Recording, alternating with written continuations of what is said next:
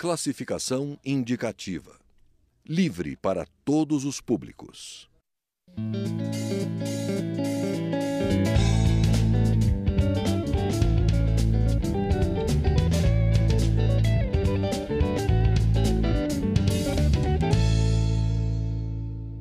Olá! Mais de 3.000 documentos do período do Império do Brasil estão disponíveis na Câmara dos Deputados.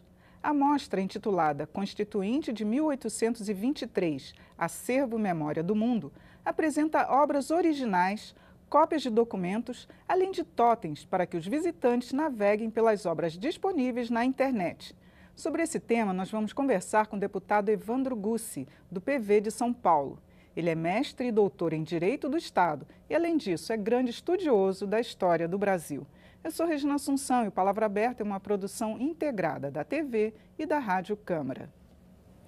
Bom, deputado Evandro Gussi, primeiro eu gostaria que o senhor falasse da importância do parlamento oferecer essas obras para o público em geral, né? Abrir essas obras para acesso.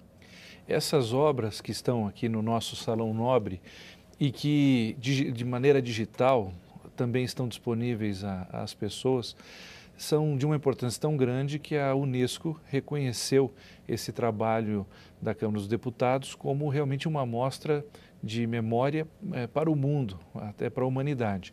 Então é um trabalho importantíssimo que a Câmara está realizando através do departamento próprio que cuida das questões culturais, o nosso arquivo, que além do cuidado com esses documentos que são importantíssimos para a história, quase 200 anos de existência, bem conservados, diga-se de passagem, digitalizados hoje e agora acessível ao público em geral nessa maravilhosa exposição. A mostra vai até abril. O senhor gostaria de destacar algum dos documentos que estão lá para serem acessados? Olha, muita coisa interessante nós encontramos nas notas taquigráficas, que essa foi uma inovação já no século XIX, sobretudo do José Bonifácio, de pensar que a Constituinte deveria ter o recolhimento dos seus debates. Ela não foi, ela foi registrada, ela foi toda registrada. Ela foi uma Constituinte que não durou até o fim, como nós sabemos. Discutiu-se no fundo até o artigo 24, quando ela foi encerrada. Mas o mais importante é que desse debate veio um material riquíssimo que depois foi aproveitado na Constituição de 1824, uma Constituição que revela traços importantíssimos da história política e jurídica brasileira, uma vez que era uma Constituição de um grau de inovação no sentido de direitos, de reconhecimento da liberdade, muito ímpar para o século XIX, mesmo comparando-se aos países europeus. Lembrou, inclusive, que ela mostra o início do nosso parlamento, né? Os primeiros registros do parlamento no Brasil. Né? Isso é uma coisa interessante. Existe um mito muito difundido no Brasil hoje de que nós somos uma democracia muito jovem, como se a democracia no Brasil tivesse começado apenas em 1988. Apesar dos sobressaltos, das dificuldades, e nós não podemos colocar isso, como se diz, embaixo do tapete, tivemos problemas no decorrer de toda a nossa história. A experiência da Constituinte de 1823 mostra que o aprendizado democrático no Brasil é uma coisa extremamente antiga. Se a gente for lembrar, nós tivemos eleições no Brasil, municipais, a primeira registrada em 1532. A Constituinte, por outro lado, revelou-se extremamente pródiga assim, em pautas que hoje são consideradas modernas e que nós já discutimos em 1823. Que exemplos o senhor citaria? Por exemplo, a Constituição de 24 e na Constituinte teve debate sobre direitos das mulheres, coisa que a gente está discutindo hoje. Para se ter uma ideia, depois da Constituição de 24, ela, apesar da dissolução da Constituinte de 23, a Constituição de 24 foi enviada às câmaras municipais por Dom Pedro I e a maioria das câmaras, capitaneadas pela Câmara do Rio de Janeiro, disse, olha, a Constituição de 24 é ainda mais liberal do que o projeto Antônio Carlos, que foi discutido na Constituinte de 23. E as câmaras disseram, olha, nós queremos a aprovação imediata dessa Constituição de 24. E isso fruto muito em fruto da Constituinte de 23. Agora, tem também algumas curiosidades. A Constituinte de 23 ficou conhecida como Constituição da Mandioca. Queria que você explicasse para a gente qual o motivo. Isso foi um fato pitoresco pelo seguinte, havia no século XIX praticamente uma regra mundial do voto censitário, ou seja, para se poder votar, ou para ser votado, a pessoa devia ter uma renda mínima para isso. Isso não era uma exclusividade brasileira, isso acontecia quase que no mundo todo.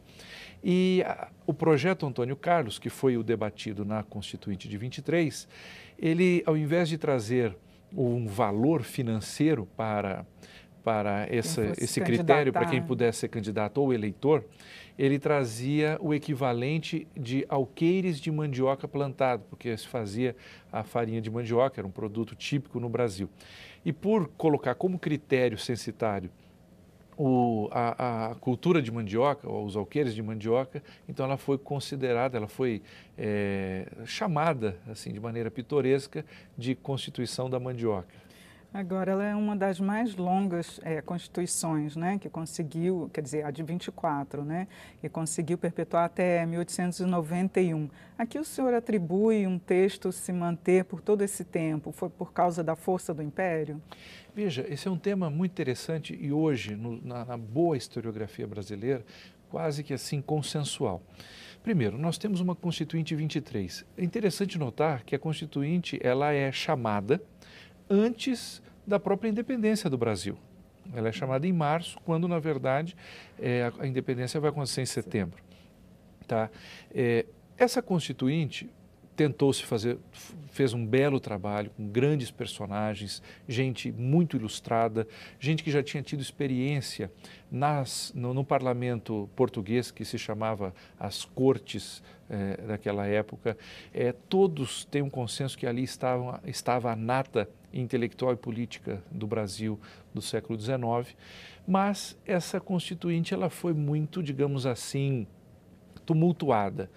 Ainda os efeitos da Revolução Francesa, que começa por um motivo, a limitação do poder do rei e dos senhores feudais, mas que termina em banhos de sangue, uma série de coisas, isso ainda estava muito em voga na Europa e também atingiu o Brasil. Por conta disso, entre outros motivos, a Constituinte ela é encerrada.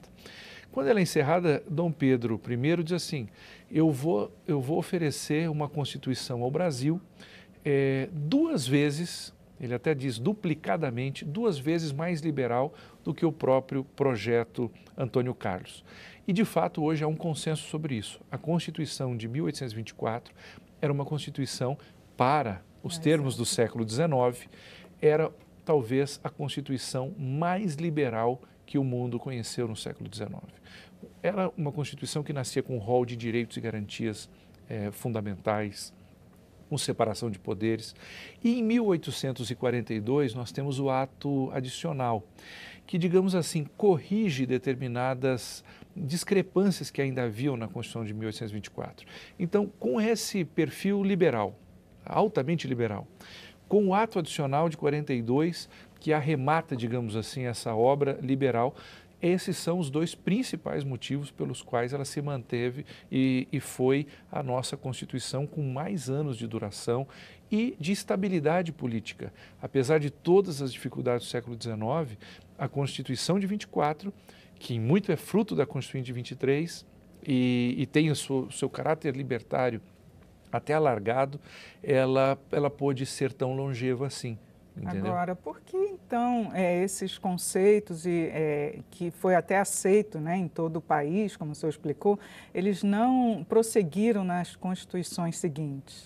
Veja, em 1889, por vários motivos que nós não vamos ter tempo para dizer aqui, acho que isso inclusive vale uma análise mais acurada hoje, nós tivemos um rompimento da história brasileira e da ordem constitucional brasileira, tal qual o Brasil havia sido fundado. A Proclamação da República. A Proclamação da República.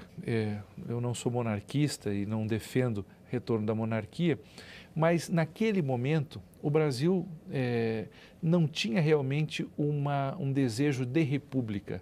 O que se queria era uma descentralização do poder político para as províncias, para que aqueles que detinham poder econômico também pudessem gozar de influência política. Sistema federativo. E aqui que já caminhava no Império para uma federação, né? Os grandes autores hoje reconhecem que o Império Brasileiro caminhava para uma federação. E, na verdade, na Proclamação da República, nós tivemos esses anseios. E não dá para não dizer que um dos grandes motivos também da Proclamação da República é que muita gente ficou descontente com a Lei Áurea.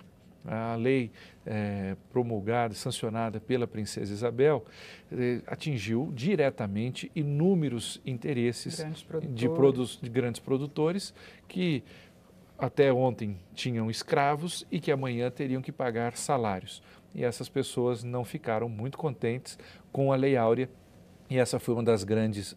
E quando você rompe com isso, só concluindo, quando você rompe com isso, as constituições de 1891, por exemplo, e depois as suas subsequentes, e principalmente de 91, ela não nasce de um projeto nacional, mas de uma tentativa de cópia das instituições norte-americanas, que naquele momento eram vistas por alguns autores, alguns pensadores, o Rui Barbosa, um deles, por exemplo, como o máximo que se podia ter no mundo. Então, a gente tenta copiar inúmeras instituições norte-americanas, obviamente, que não funcionam muito bem para a nossa realidade então.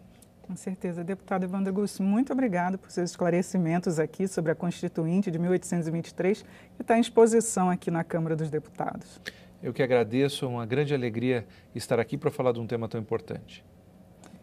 Você pode acessar esta e outras edições do Palavra Aberta no site câmara.leg.br/palavra aberta. Eu sou Regina Assunção, agradeço a sua audiência. Até a próxima.